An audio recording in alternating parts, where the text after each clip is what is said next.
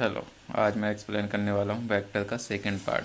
Previous इसका video देख लें आप, मैंने उसमें वेक्टर को समझाने की कोशिश की है, जिसमें मैंने वेक्टर्स को 2 टाइप्स बताए थे, जिसमें 3 टाइप्स कंप्लीट हो चुका था, 3 टाइप्स रह गया था। 3 टाइप्स में हम पढ़ रहे थे प्रोकैरियोटिक वेक्टर्स। तो प्रोकैरियोटिक वेक्टर्स के एक मैंने टाइप्स भी बता दिया था, जिसमें हमने पढ़ा था प्लाज्मेट।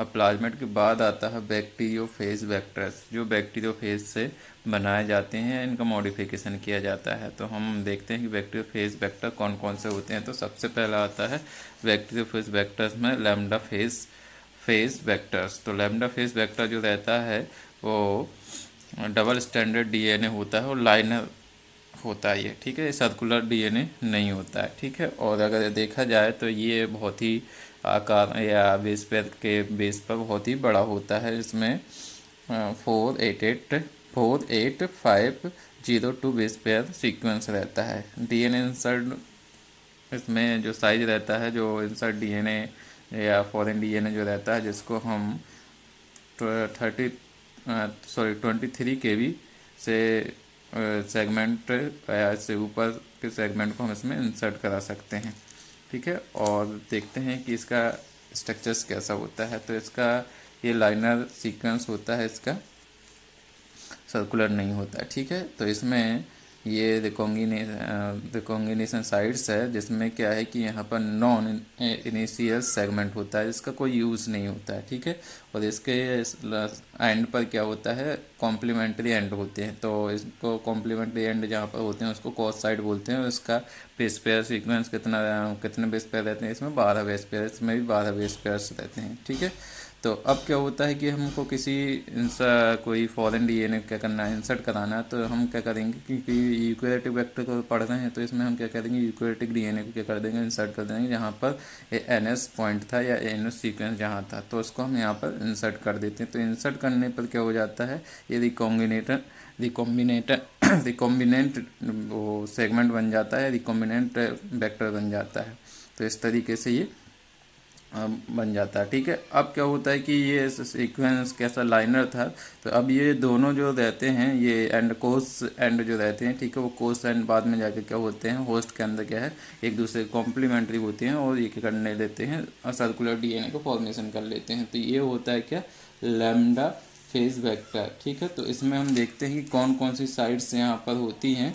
तो इसमें बैक्टीरिया एंड जो मैंने बताया है कि एक दूसरे से कॉम्प्लीमेंट्री क्या होते हैं, सीक्वेंस होते हैं। अभी हमने डायग्राम में देखा कि लाइनर सिग्नल अगर बैक्टीरिया के अंदर जब जाता है तो ये कैसा हो जाता है, सर्कुलर मॉलिक्यूल बन जाता है, ठीक है। क्योंकि ये था लाइनर तो हो जाता है सर्कुलर। सर्कुलर कैसे बनता है, कोस साइड पर जाके एक दूसरे से क्या हो जाते हैं, अटैच हो जाते हैं। अब देखते हैं कि इसमें मॉड्यूलर कौन कौन से होते हैं। मॉड्यूलर क्या होते हैं, ओरिजिन ऑफ साइट्स होती है, ठीक है, जहाँ पर एप्लीकेशन होता है, लाइसिस जीन होता है और लाइसोजेनी जीन भी यहाँ पर पाया जाता है। तो ये इसमें मॉड्यूलर होते हैं। तो इस सिंपल पढ़ना, हमको ज़्यादा डिटेल में नहीं जाना है इनका, ठीक है, क्योंकि सिंपल सा ही पढ़ना है इसमें, ठीक। अब हमारा आता है दूसरा एम फेज वेक्टर।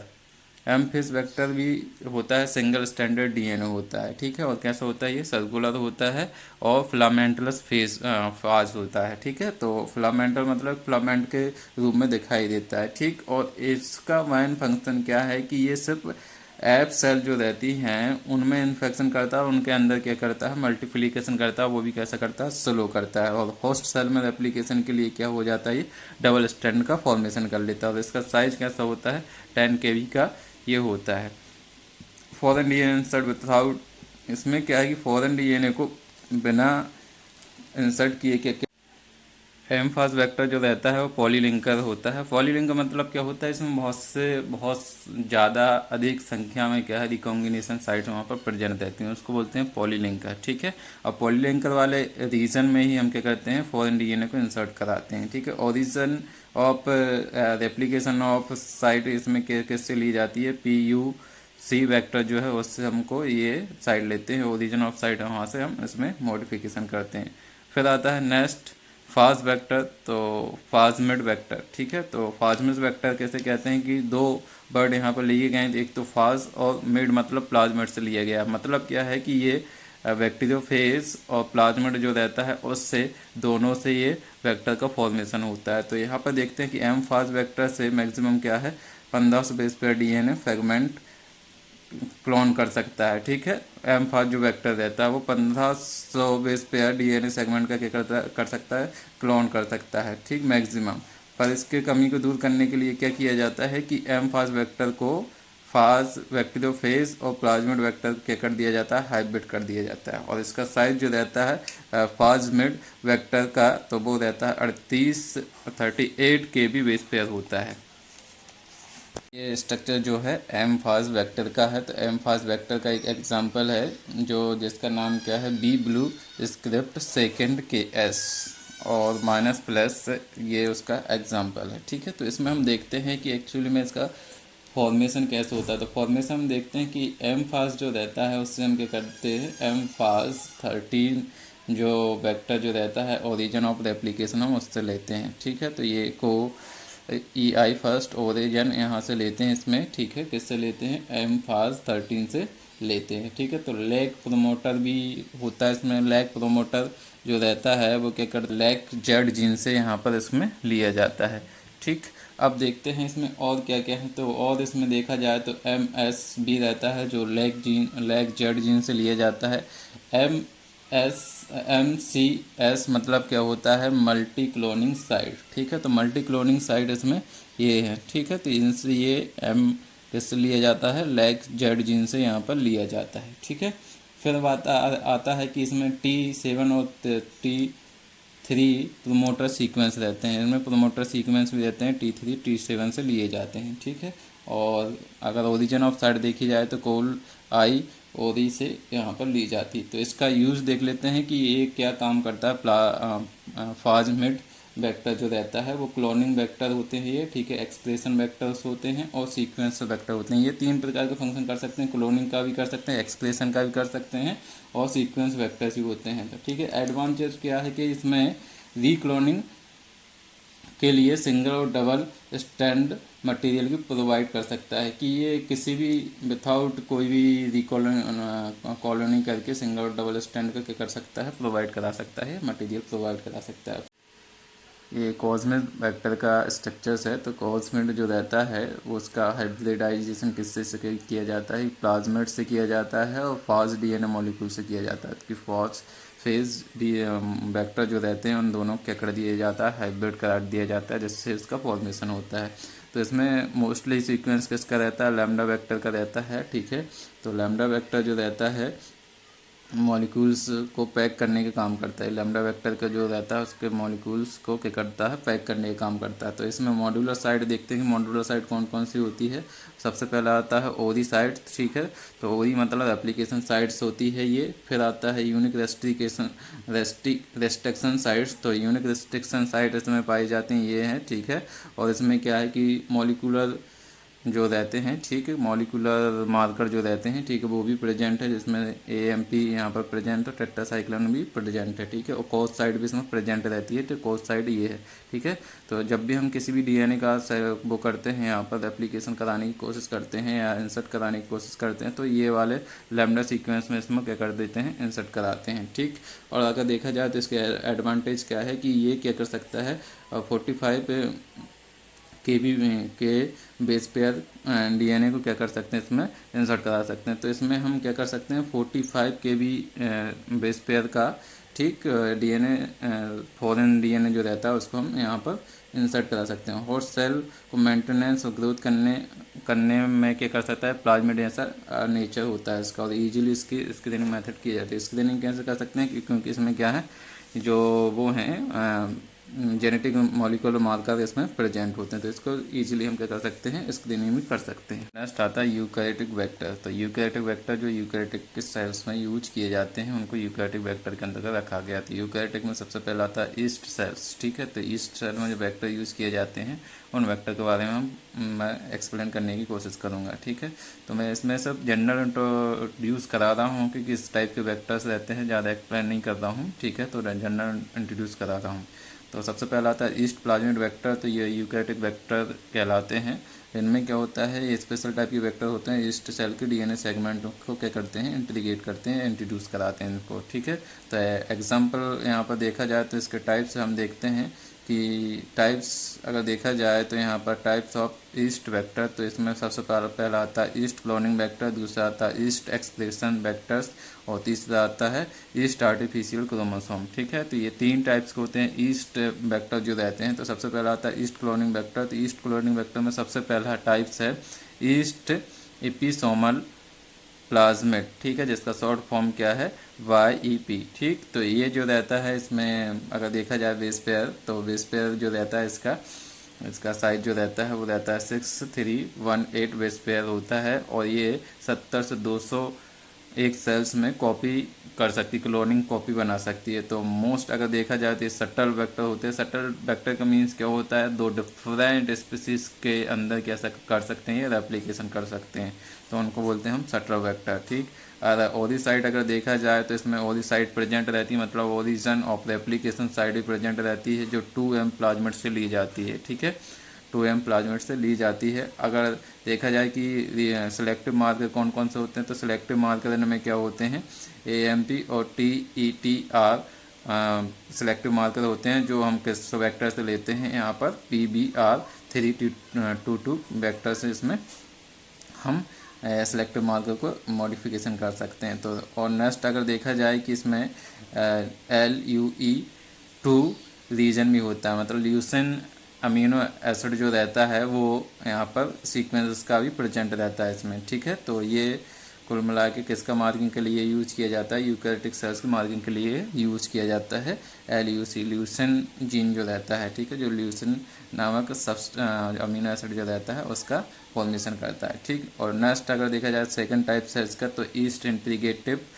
प्लाज्मिड होता है, इसका शॉर्ट फॉर्म क्या है, YIP, ठीक है। तो ये ट्रांसफॉर्मिंग जो करता है वो क्रॉसिंग ओवर के द्वारा करता है, इसमें ओरिजिन साइट नहीं होती है, ठीक है। इसमें जो भी प्रोसेस जो रहती है या जो भी फंक्शन ट्रांसफॉर्मिंग के फंक्शन जो रहता है वो क्रॉसिंग ओवर के द्वारा होता है, ठीक है।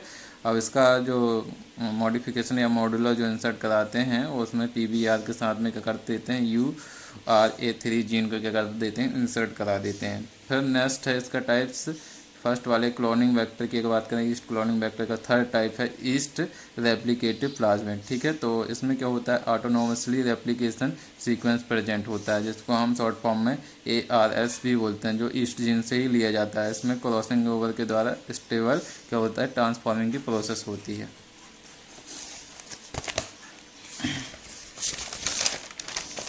अब नेक्स्ट है कि ईस्ट एक्सप्रेशन वेक्टर। तो इस एक्सप्रेशन वेक्टर जो रहते हैं इनका यूज़ इस सेल में क्या करते हैं, इंसर्ट जीन को एक्सप्रेस कराने के लिए यूज़ किया जाता है।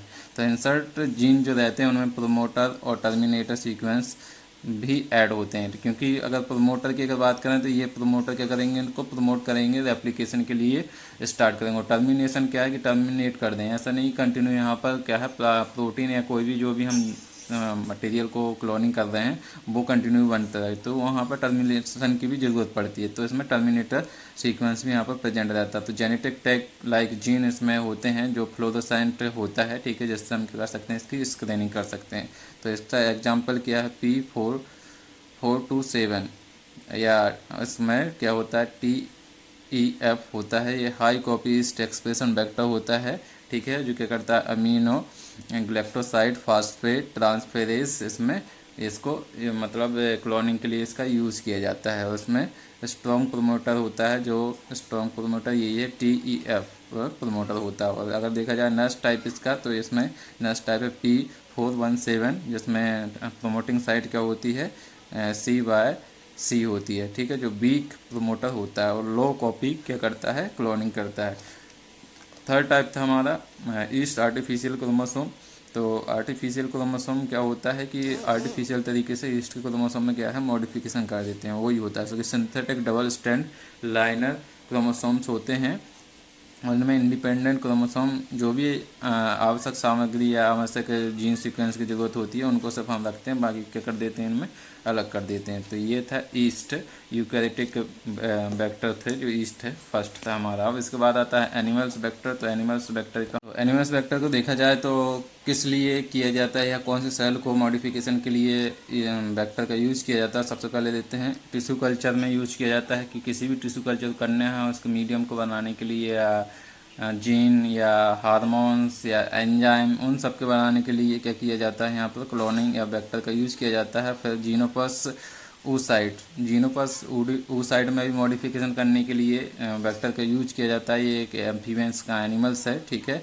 और यंग एम्ब्रियो की अगर बात करें, यंग एम्ब्रियो में भी मॉडिफिकेशन करने के लिए क्या किया जाता है, वेक्टर का यूज किया जाता है, जैसे ट्रांसजेनिक एनिमल को हम फॉर्मेशन कर सकते हैं। तो देखा जाए कि एनिमल्स वेक्टर जो रहते हैं मोस्टली क्या है, वायरस जीनोम से लिए जाते हैं, वायरस जीनोम से ही लिए जाते हैं। तो सबसे पहला अगर देखा जाए तो फर्स्ट में एनिमल्स वेक्टर के रूप में जो सीएमियन वायरस जो है, ठीक है, 40, उस वायरस को सबसे पहले एनिमल्स वेक्टर के रूप में यूज किया गया था। फिर दूसरा है पेपिलोमा वायरस है, एडिनो वायरस है, हर्पीस वायरस है और वैक्सीनिया वायरस। इनका क्या है, वेक्टर के रूप में एनिमल सेल्स में यूज किया जाता है। तो सबसे पहले देखते हैं कि अगर टाइप्स अगर देखा जाए तो SB40 वेक्टर जो रहता है उसके 3 टाइप्स हैं। तो 3 टाइप्स को हम देखेंगे कि पहले तो देख लें कि SB40 जो है वेक्टर वो कैसा होता है कि ये सर्कुलर डबल स्टैंडर्ड DNA होता है। अगर देखा जाए कि इसका बेस पेयर कितना होता है तो 5 to 4 3 बेस पेयर होता है। और इसमें अगर देखा जाए तो कौन कौन से साइट प्रोटीन के लिए देखा जाए तो इसमें प्रोटीन कोडिंग के लिए जो रहती हैं वो रहती हैं स्मॉल टी और लार्ज टी यहाँ पर प्रेजेंट रहते हैं, ठीक है। और नेक्स्ट अगर देखा जाए कि BP1, BP2, BP3 ये वायरॉन प्रोटीन होते हैं। वायरॉन प्रोटीन मीन्स क्या होता है कि ये होस्ट सेल के अंदर क्या होते हैं, जिनके अंदर क्या होता है कि एक सिंगल बीच में क्या होता है RNA होता है और चारों ओर क्या होता है प्रोटीन का कैप्सिड प्रेजेंट होता है। तो टी लार्ज टी जो रहता है वो रेप्लिकेशन के लिए होता है। और B1 BP2 BP3 जो रहता है वो प्रोटीन का फॉर्मेशन करते हैं। वायरस के बाहर जो कैप्सिड जो रहता है वो प्रोटीन का फॉर्मेशन करने के लिए वर्क करते हैं। तो नेक्स्ट देखा जाए कि इसके 3 टाइप्स होते हैं, ट्रांसड्यूसिंग वेक्टर, प्लाज्मिड वेक्टर और ट्रांसफॉर्मिंग वेक्टर। तो सबसे पहले देखते हैं ट्रांसड्यूसिंग वेक्टर। तो सबसे देखा जाए कि वायरन पार्टिकल होते हैं। वायरॉन पार्टिकल वही मैंने बताया कि ये इन्फेक्टेड वायरस के होस्ट सेल के बाहर जो रहते हैं उनको वायरॉन कहते हैं। तो वायरॉन पार्टिकल जो रहते हैं वो क्या करते हैं, रेप्लिकेशन और पैकिंग का काम करते हैं, ठीक है। इनमें अगर देखा जाए तो 300 बेस पेयर सीक्वेंस की ओरिजिनल एप्लीकेशन होती है, मतलब लार्ज साइज हो सकते हैं ये, ठीक है। और mRNA का सिंथेसिस के लिए क्या करते हैं, ट्रांसक्रिप्शन रेगुलेटरी सिग्नल देते हैं, ट्रांसक्रिप्शन रेगुलर सिग्नलिंग देते हैं। इस कारण इनको क्या बोलते हैं, ट्रांसड्यूसिंग वेक्टर कहा जाता है, ठीक है। mRNA का सिंथेसिस करते हैं, उनके रेगुलेटरी के सिग्नल का काम करते हैं, ठीक। अब देखा जाए कि इनमें कितने फॉरेन DNA कितने बेस पेयर को हम इंसर्ट करा सकते हैं। तो इसमें 39 to 3.5 के बेस पेयर DNA को इंसर्ट करा सकते हैं, फॉरेन DNA को इंसर्ट करा सकते हैं। फिर प्लाज्मिड में अगर देखा जाए तो इस वाले प्लाज्मिड में देखा जाए तो क्या होता है, BP1 BP2 BP3 एब्सेंट होते हैं, मतलब ये प्रोटीन सिंथेसिस नहीं कर सकते, कैप्सिड का फॉर्मेशन नहीं कर सकते। ये यहाँ पर हमने देखा था कि BP जो रहता है वो क्या करता है, वायरन कैप्सिड का फॉर्मेशन करता है। तो ये वायरॉन या वायरस कैप्सिड का फॉर्मेशन नहीं कर सकते, ये सब क्या करते हैं, RNA का सिंथेसिस कराते हैं। इस कारण उनको क्या बोलते हैं, ट्रांसड्यूसिंग वेक्टर कहा जाता है। फिर आता है क्या, not required DNA segment remove, जिसमें जो भी DNA हमको रिक्वायर्ड नहीं रहता उसको हम इससे क्या कर सकते हैं, रिमूव कर देते हैं और फॉरेन DNA क्या कर देते हैं, वहाँ पर इंसर्ट करा देते हैं, ठीक है। तो ये था ट्रांसड्यूसिंग वेक्टर। फिर आता है नेक्स्ट टाइप इसका प्लाज्मिड वेक्टर। प्लाज्मिड वेक्टर में देखते हैं कि क्या होते हैं। प्लाज्मिड वेक्टर क्या होते हैं, मंकी सेलाइन में क्या देते हैं, सेलाइन जो रहता है मंकी की किडनी जो रहती है उसके सेलाइन में क्या करते हैं, मल्टीप्लिकेशन का काम करते हैं ये, ठीक है। और ये पैकिंग का काम नहीं करते। बायरॉन जो रहता है उसमें नॉट पैकिंग का काम नहीं करते, क्योंकि प्लाज्मिड प्रोटीन का क्या करते हैं, पैकिंग का काम करते हैं। तो यहाँ पर पैकिंग काम का नहीं करते। यूजुअली क्या होता है इनका, ओरिजिन ऑफ रेप्लिकेशन सीक्वेंस और लार्ज टी जीन यहाँ पर इसमें प्रेजेंट रहता है, ठीक है। और क्या रहता है, BP1 BP2 BP3 gene absent रहते हैं, वो चीज़ जो हमने पहले पढ़ी थी, ठीक है। रेप्लिकेशन के लिए सिर्फ टी लार्ज टी यहाँ पर प्रेजेंट रहता है, ठीक है। फिर ये कहते हैं शटल वेक्टर लाइक फंक्शन भी कहते हैं। तो शटल वेक्टर मैंने बताया कि दो डिफरेंट स्पीसीज के बीच क्या करते हैं, ये रेप्लिकेशन का काम करते हैं। तो ये इकोलाई में और मंकी सलाइन में भी क्या किया जाता है, दोनों में यूज किए जाते हैं। फिर आता है SV40 ट्रांसफॉर्मिंग वेक्टर। तो ट्रांसफॉर्मिंग मतलब क्या होता है कि ट्रांसफॉर्मिंग अगर देखा जाए तो ट्रांसक्रिप्शन क्या होता है कि DNA से mRNA का बनना, पर ट्रांसफॉर्मिंग क्या होता है कि mRNA से प्रोटीन का बनना। तो यहाँ पर क्या होगा, ये प्रोटीन का फॉर्मेशन करेंगे, ठीक है। तो यहाँ पर देखते हैं कि ये ना तो रेप्लिकेटिंग करते हैं और ना ही क्या करते देते हैं, वायरॉन को क्या करते हैं, प्रोड्यूस करते हैं। तो ये एक्चुअली में क्या करते हैं कि सेलुलर DNA जो रहता है, ठीक है, उसमें DNA सेगमेंट को इंटीग्रेट कराते हैं, ठीक। और उन इंटीग्रेटेशन से क्या होता है कि ट्रांसफॉर्मिंग सेल से न्यू DNA का क्या करते हैं, फॉर्मेशन करते हैं और अपने क्या करते हैं, स्वयं के जीनोम से अलग रखते हैं, ठीक है। तो यहाँ पर क्या करते हैं, न्यू DNA का फॉर्मेशन करते हैं, ट्रांसफॉर्मिंग करते हैं, उसमें रेप्लिकेशन करते हैं, ठीक। देन उसके बाद देखा जाए कि ये कैसे रहते हैं, शटल वेक्टर की तरह फंक्शन भी करते हैं, मतलब दो स्पीसीज में ये यूज कर सकते हैं। और सिलेक्टिव मार्कर अगर देखा जाए तो इनमें क्या होता है, हर्पीस वायरस और थायमिडिन काइनेस या नियोजीन, इनमें क्या होता है, सिलेक्टिव मार्कर के रूप में यूज किया जाता है। ये ट्रांसक्रिप्शनल रेगुलेटरी सिग्नल और पॉलीएड्राइन सिग्नल भी इनमें प्रेजेंट होता है, ठीक है। फिर देखा जाए प्लांट वेक्टर, तो प्लांट वेक्टर सिंपल है कि इसमें प्लांट वेक्टर के रूप में हम देखा जाए तो वायरस और प्लाज्मिड का यूज करते हैं, ठीक है। तो प्लांट वेक्टर में प्लाज्मिड वेक्टर देखा जाए तो ये एग्रोबैक्टीरियम ट्रांसफेरिसिन जो रहता है उसके TI जो ट्यूमर इंट्रोड्यूक्शन रहता है उसके रूप में हम प्लाज्मिड का वेक्टर करते हैं, या एग्रोबैक्टीरियम राइजोजीन जो रहता है उसके RI रूट इंट्रोड्यूसिंग प्लाज्मिड का हम यहाँ पर प्लाज्मिड वेक्टर के रूप में या प्लांट वेक्टर के रूप में यूज़ करते हैं, ठीक है। तो यहाँ पर देखा जाए तो एग्रोबैक्टीरियम जो रहता है वो क्या करता है, एग्रो मतलब करता नहीं है, उसका अगर देखा जाए नेचर कैसे होता है तो ग्राम नेगेटिव होता है और सॉइल बैक्टीरिया होता है। ये क्या करता है, प्लांट में इन्फेक्शन का काम करता है, ठीक। तो TI प्लाज्मिड जो रहता है उसमें 4 मॉड्यूलर होते हैं, TI हो या RI हो, ठीक है। दोनों मोस्टली क्या है, इनमें स्ट्रक्चर सेम होता है, ठीक। तो देखा जाए तो यहाँ पर रेप्लिकेशन साइट होती है, इनमें 4 मॉड्यूलर होते हैं। रेप्लिकेशन साइट होती है, DNA होता है, ट्रांसफॉर्मिंग DNA यहाँ पर प्रेजेंट रहता है, ठीक है। और कॉन्जुगेशन साइट भी रहती है और वायरुलेंस जीन भी होता है जो क्या करता है, tDNA के ट्रांसफॉर्मिंग को कंट्रोल करता है, ठीक है। tDNA को करवा के फॉर्मेशन का काम करते हैं, ठीक।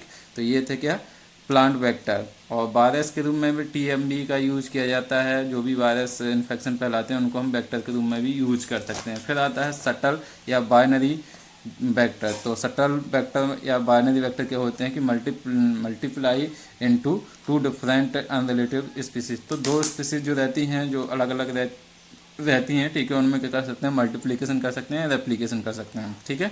और इनमें क्या होता है कि अगर देखा जाए 2 स्पीसीज के अंदर क्या करते हैं, रेप्लिकेशन करते हैं, मल्टीप्लिकेशन करते हैं, तो 2 ओरिजिन साइड इनमें प्रेजेंट होती हैं। तो 2 ओरिजिन साइड, रेप्लिकेशन साइड इनमें प्रेजेंट रहती है। अगर टाइप से देखा जाए तो ये 2 टाइप्स के होते हैं, तो यूकैरियोटिक प्रोकैरियोटिक शटल वेक्टर, जिसका एग्जाम्पल क्या है, YEP जो अभी हमने पहले देखा, ईस्ट वेक्टर में देखा था, ठीक है। ये दोनों में क्या करता है, वेक्टर के रूप में यूज किया जाता है। और दूसरा होता है प्रोकैरियोटिक शटल वेक्टर। तो ये प्रोकैरियोटिक के सेल जो रहेंगे या बैक्टीरिया सेल जो रहेंगे उनके 2 डिफरेंट प्रोकैरियोटिक होस्ट के बीच में क्या कर सकता है, वेक्टर के रूप में यूज किया जाता है। तो ये था वेक्टर टूल्स नंबर 2 था हमारा रिकॉम्बिनेंट DNA टेक्नोलॉजी का। उम्मीद करता हूँ कि समझ में आया होगा और इसके पहला प्रीवियस वाला वीडियो ज़रूर देखें।